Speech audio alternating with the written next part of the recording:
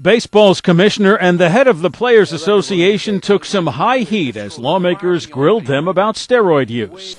This scandal happened under your watch. I want that to sink in.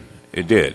Major League Baseball was slow and ineffective in responding to the scandal. Every fan who has bought a ticket to see the game for the past 20 years has been witness to a fraud. In the same room where they and an all-star roster of players testified 3 years ago, Donald Fehr and Bud Selig acknowledged they dropped the ball. Did we or did I appreciate the depth of the problem prior to the time that we began to work on it hard? The answer is no.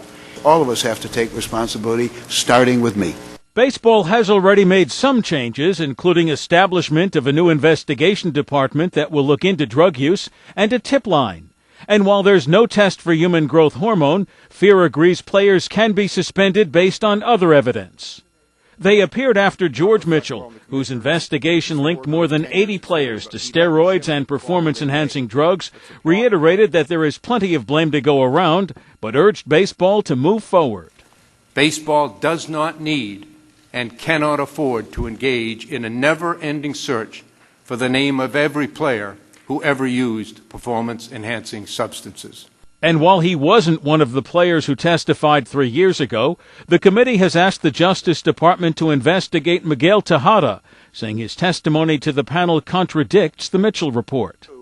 Among the big names in that report, pitcher Roger Clemens, who vehemently denies claims by former trainer Brian McNamee that he used steroids. Despite the public presentation by Mr. Clemens that the testimony was not accurate, you continue to feel comfortable with Mr. McNamee's credibility?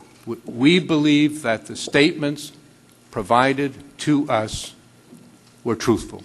Clemens and his accuser are scheduled to appear before the committee next month, along with Yankees pitcher Andy Pettitte, who has admitted to using HGH for 2 days, and Kirk Radomski, a former clubhouse attendant who has acknowledged supplying players with steroids and human growth hormone.